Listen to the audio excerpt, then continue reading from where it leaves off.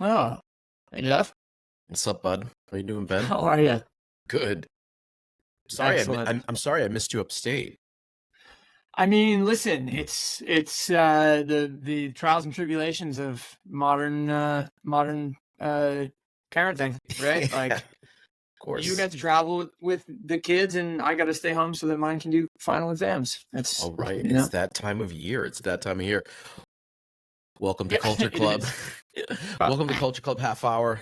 Jeff Carvalho. I'm here with Ben Dietz. We do this What's every up? week, talking about things that are in our mind, what's going on in the world of culture, the world around us. Ben, I want to get started with maybe with Supreme, which is always an interesting Oh, topic, okay, right? interesting. All right, It's not a wasn't topic. expecting that. It's not a topic I talk a lot about. Certainly, everyone that's listening to this podcast should know the brand by now. But for a brand that's done a lot over the last 30 years, and has been, a lot of people would say they're in a new phase. It's amazing to see them put out this 3-volume book or Mhm. compendium of essentially all their T-shirt graphics, I believe. It's And yeah, it's in theory, it is every T-shirt graphic they've ever made from 1994 to the present. So 30 years of T-shirt graphics. which I is a have not pretty seen it. It's a three volume set. I have it's yet to big. hold it in my hands. It is the type of item that I would want from Supreme today. You know what I mean? I'm not the guy that's like Huh. going out and picking up the North Face pieces, but just as like a fan of culture and fan of like the references that are in there, it's actually the one item from Supreme that I would say in the last decade I've been interested in. That's wow, really? I'm surprised. I mean, I'm surprised to hear you say that because I feel like they do items in ephemera better than anybody. Sure, They are the gold standard of the thing that you didn't know you needed that's until right. they put it out. You know, I mean, I think the most recent product collab that they put out was a bucket, like a plastic bucket that you theoretically scoop out pools with, but Right. most people are going to use that as like a side table in their, you know, modern apartment in some high rise in some city someplace. Yeah, In any sorry, case, I should go take ahead. that back though. Let me be clear. 10 years is a long time. I I was have going to bought say, I have bought essentially 3 items from Supreme. My 3 favorite items from Supreme in my own personal collection since when I moved to New York, which was 2012. I would say it would be the Misfits collab from I think like okay, 2014, okay, just because it's just dope to be able to get an official piece of Misfits merch. Number one. yeah, Second would be their Hermes inspired ashtray yeah. with, which I think, quite frankly, may be the piece from the last few years. And then finally, I think the most like fuck you item they ever made, which was the Supreme brick. Those are the 3 Yeah. items I've turned to. And again, Okay. Got it. they're not the motorcycle, they're not a Braun clock, they're not a collaboration with an artist. They're just those mundane items, quite frankly, and a Yeah. brick. The brick. It's funny.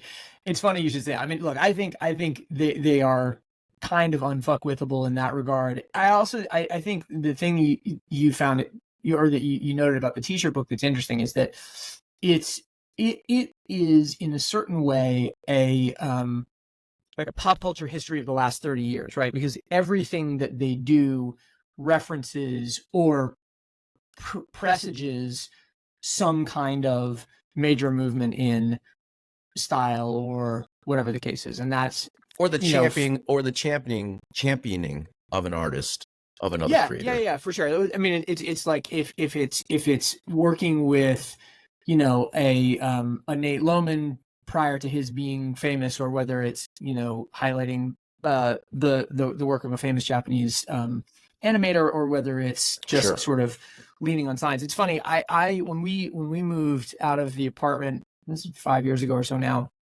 I found a bag of T-shirts that I had just put up in the very top of a closet and had Sure. forgotten about. I literally didn't remember. I didn't know that they were there. The missing shelf. the midget, sort of like that, yeah. But I brought him down, and there was a bunch of old stuff in there. There was an old Supreme shirt from with an Apollo Theater logo on it. There was an old Union shirt with the Leaping Man from that I probably bought in '99 or something like that from Chris Gibbs out of the Union store. So I called Brian Purcell, and he and Jess came over and looked through all of that stuff. And as we were going through it and just talking about it, he was indicating some of the places that he offers some consult on for Supreme, and others about how like iconography from a certain era is due to come back, or like he would look at shirts of mine from '99 and be like, oh yeah, that one will come back in like 18 months. It was amazing the way that they've sort of thought about it. But we should call them out again. This is Brian Purcell. Brian Purcell and his partner in business and life, Jessica. They are, I mean, vintage dealers par excellence, but also like incredibly they're archivists. Cool people. Well, they're archivists, but they're also just they're great people. They at least in my experience, never gatekeep, never bullshit. They don't play games. They're students and enthusiasts of the culture, right. And they consequently, like, you feel that in everything they do. Right. But what I guess I'm getting at ultimately is, it's like if you look back, and I hadn't thought of it this way, but it's like if you go back and look at that Supreme book, you're probably looking at like a visual history of cultural movement over the last 30 years, and that would be really fascinating to go back and do. It reminds me of, speaking of artists, it reminds me of a catalog raisonné, right? Like I have the collected works of Ed Ruscha downstairs across 7 volumes. That's right. Because I'm a big fan of his, but also like it's to get the totality of the artist statement. This is sort of like the totality of the Supreme artist statement here, which is kind of interesting. That's the thing that I'm really obsessed about in terms of the book side of it.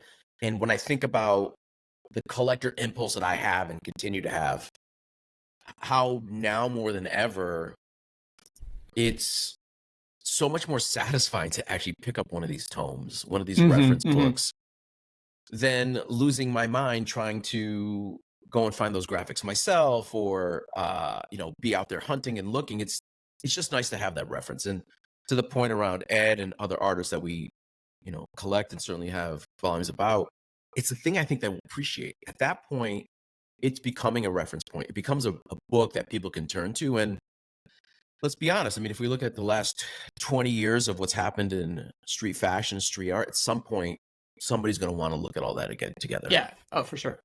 So, I mean, and the how quickly the cycles repeat is it's crazy. Really, that's kind of the art, and I think that's what Brian and Jess are very good at is understanding the sort of the length of the sine curve, so to speak, the cultural sort of undulation, and when certain things will come back, what their frequencies are, and what what the corresponding frequencies for other things are.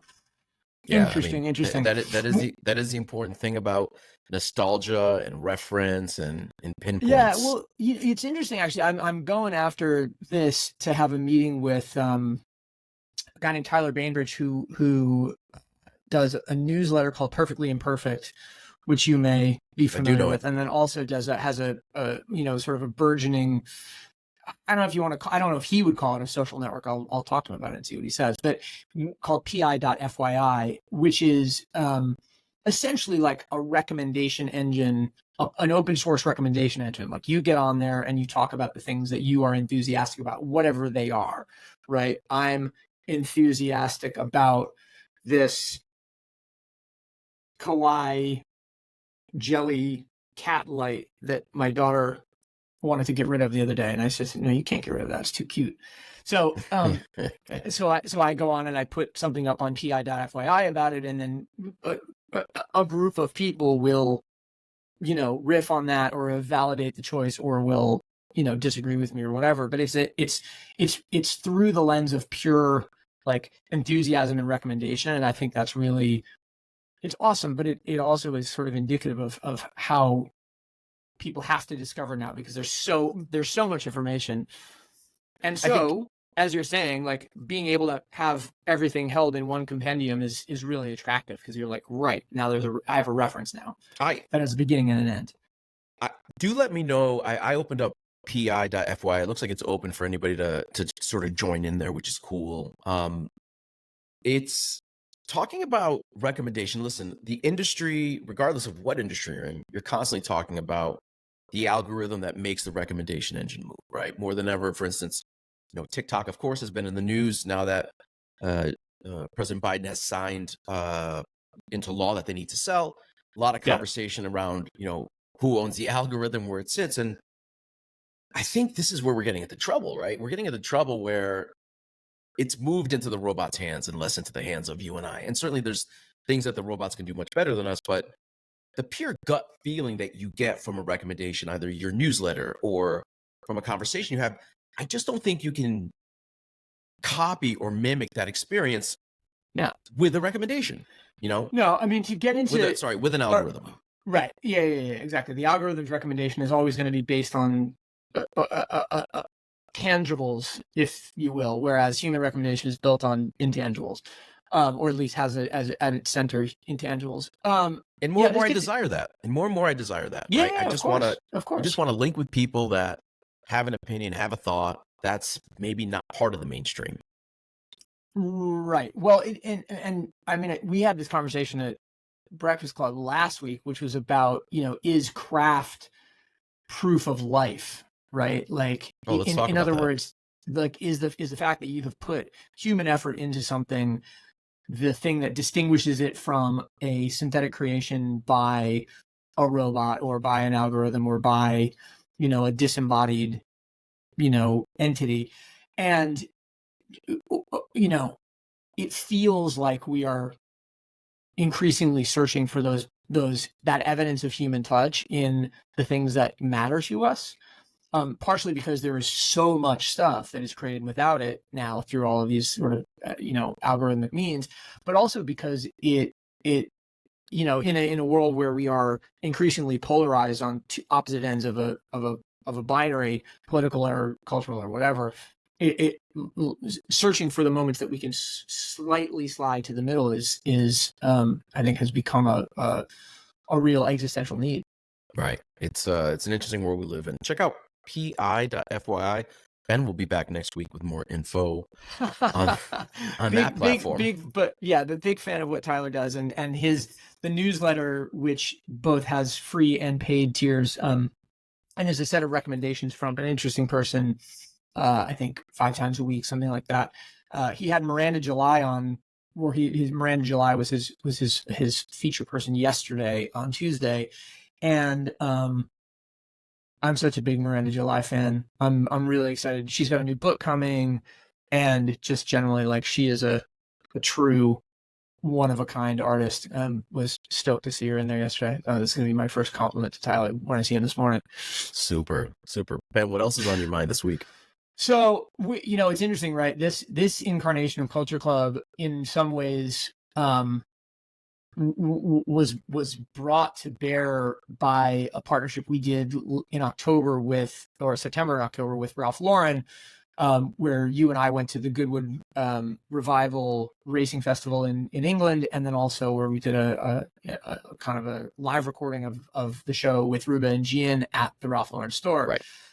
Ralph Lauren the other night staged a fashion show at their corporate headquarters, the 650 Madison in New York, and it coincides with Ralph Lauren being on the the pony being on the hats and the breasts and the feet of all of Dime Square, apparently, and just generally this kind of Ralph resurgence, which of course is all down to us, solely and completely down to the Culture Club partnership. Culture Club thing, right?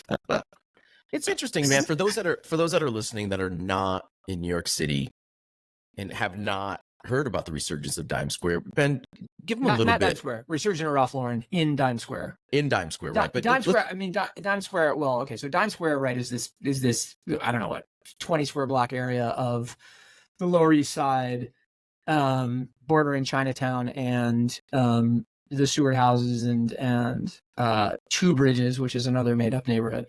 But it has been a center point for young New York culture over the last couple of years. But Right. it's been very sort of edgelordy, flirting with the right of the political dial, and a little bit arch and theoretical. And so to see them lean into something as traditional, to go from Sandy Lang and Colleen Estrada to Ralph Lauren and mix those things together it's an interesting cultural alchemy.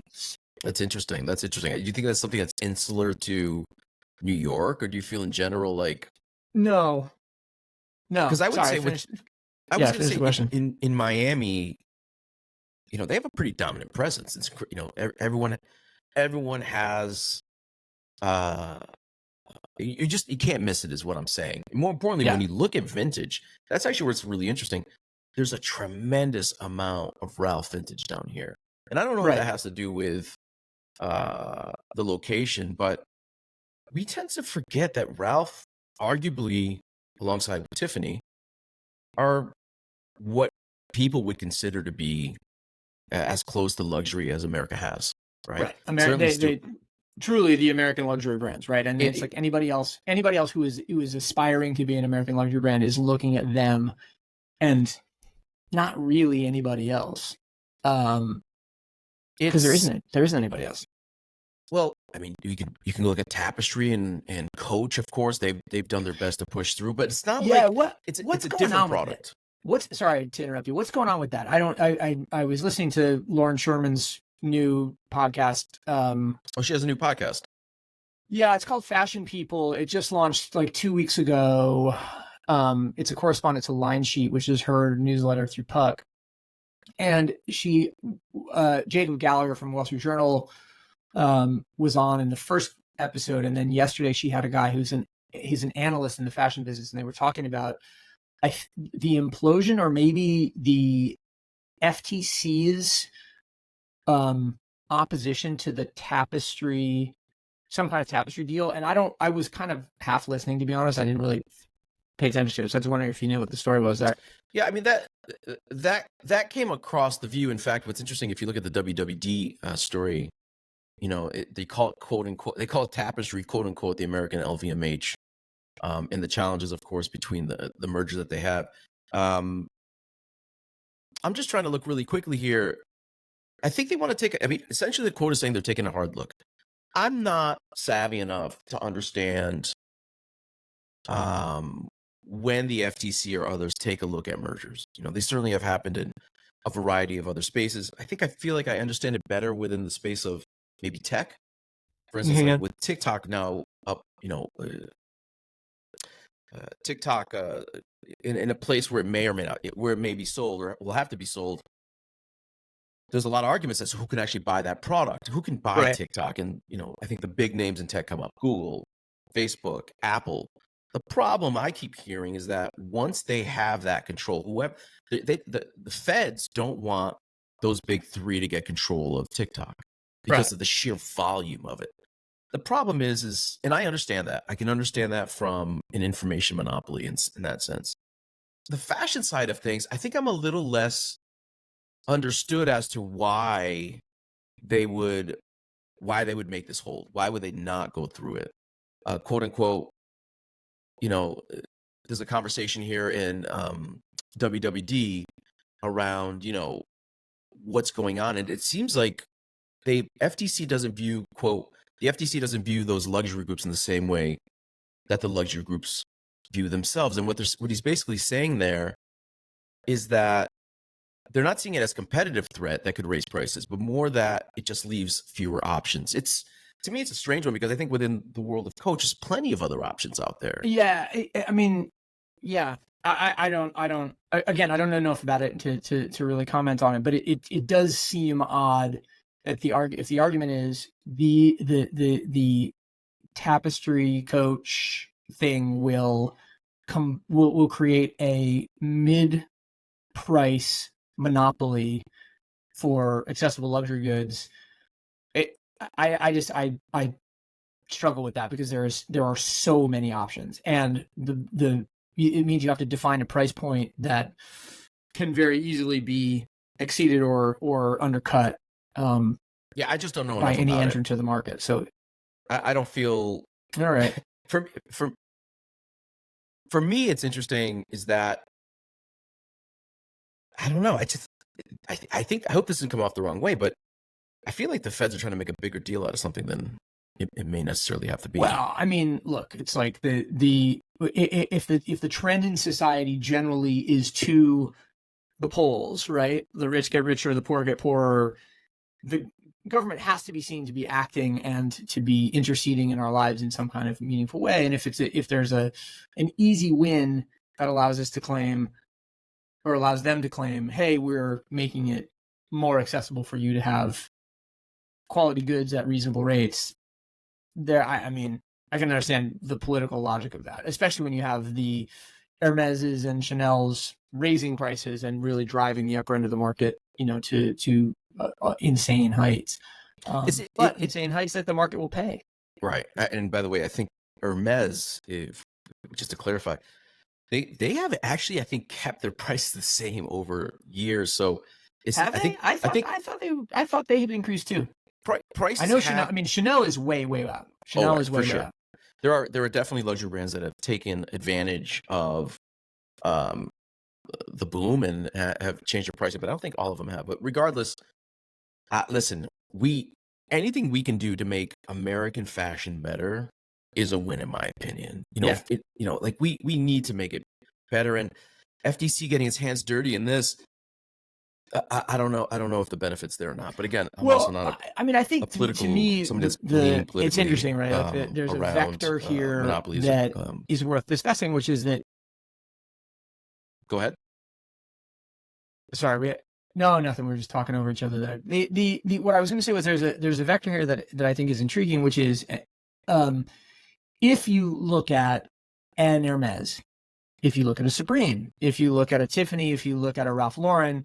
What these companies have been really good at is creating a sort of a full funnel or a full horizontal relationship with customers that allows them to be brought into their lives at every point, right? Like the Supreme ashtray riffs off the Hermes ashtray, which it sits next to the Hermes chair, which sits across from the Ralph Lauren club chair, et cetera, right? Like and I think to me, part of the futility of an action like this from the FTC is like you're strangling a baby. And I mean, I realize these are gigantic companies, so they're not babies, but you know what I mean? They're like you're strangling the culture momentum before it's able to manifest across multiple touch points and offer people real choice. And that's, I don't know, to me it seems counterintuitive. Yeah, it's I think we'll link to that WWD article in the show notes, but take a look. There's some interesting notes. We don't know what we're talking about. Yeah, it's a little bit all over the place.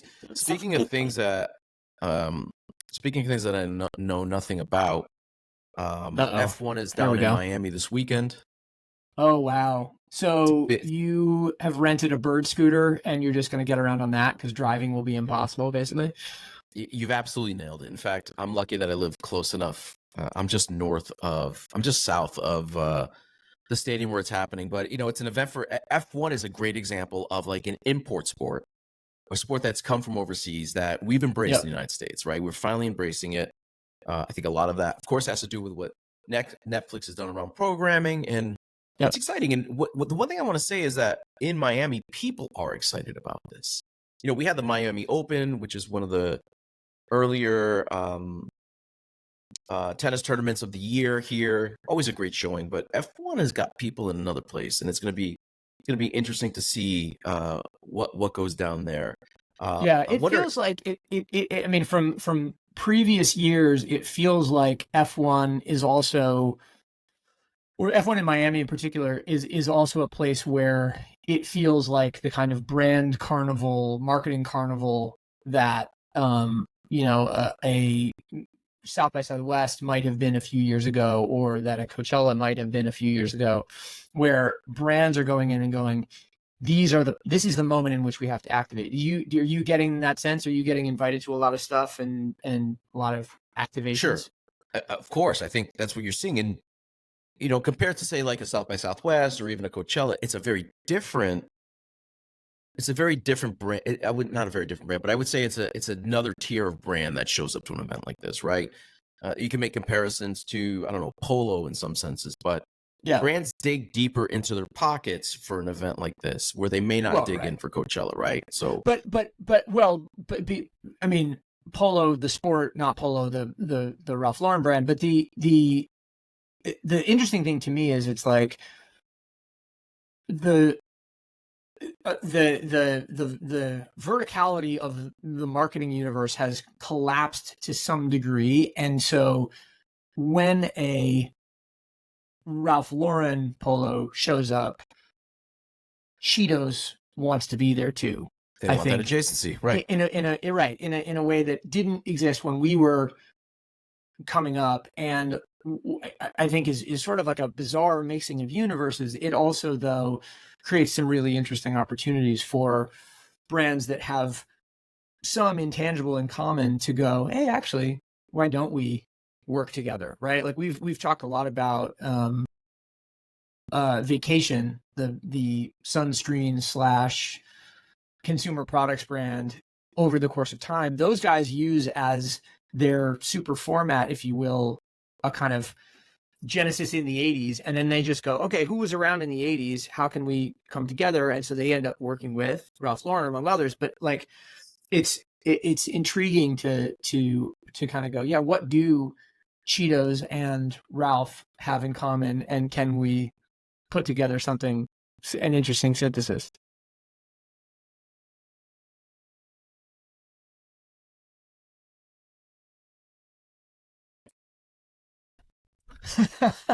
The AI will take care of it. Well, anyway, just to build on that. So what do you have planned for F1 weekend? I'm interested to know. This is my first F1. I'm really excited. I think my biggest concern is what I'm going to wear. I have no idea what I'm going to wear. Do I have to put on like some Puma, our new favorite Puma model sneaker? Please no, not the Mostro.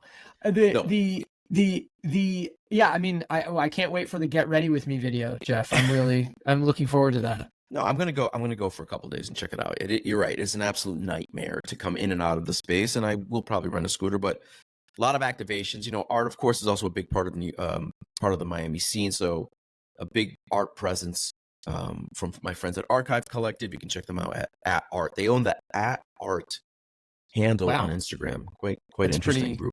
That's pretty great. Yeah, it's funny. I hope maybe I've got to follow up with her, but I hope maybe I'll see Ruba there. Tomorrow I'm going to go to the Magnum square print sale show that I put into the Culture Club group chat. But that's so Magnum, the venerated photo agency, does a square print sale a couple times a year. And this one, they're doing an exhibition of some of the square prints. They're doing it at a place called Museum, which is New York's smallest museum. It's literally in a freight elevator in Tribeca, at least the last time I went it was. So yeah, I'm really interested to see what that scene's going to be like. But that'll be a fun New York evening because there's no room in the museum for anybody, so it'll just be people spilling out into the alley and on the street, and so should be good people watching. Hopefully, we'll catch Ruba and we'll see some great photography. Maybe take home a little square print to check it out. I'll put a link in the show notes. Is that happening this weekend, Ben? It's happening tomorrow, Thursday, May 2nd.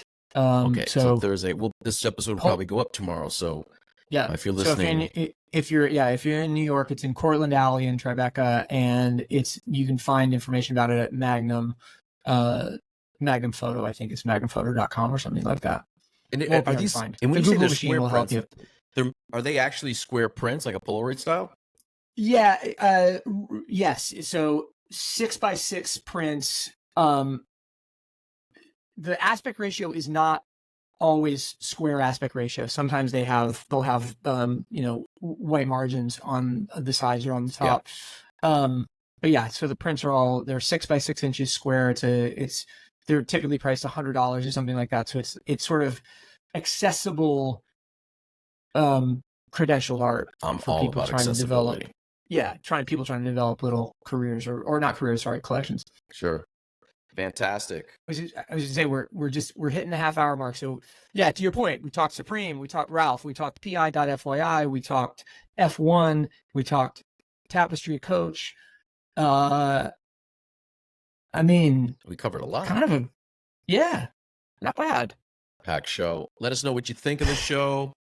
I think you can leave comments if you listen to it on Spotify, but most people know how to find us at Jeff Carvalho and at Deets Nuts, With a both on Z. Instagram. Let us know what you think. Let us know if there's any topics you want us to hit on, anything that we may be missing to touch. Please do let us know, and be sure to subscribe wherever you listen to this podcast. It goes a long way in helping us get the show out there. Ben, Great to talk to you, bud. I'll talk to you next week, bud. All right, sounds good. See ya. Better.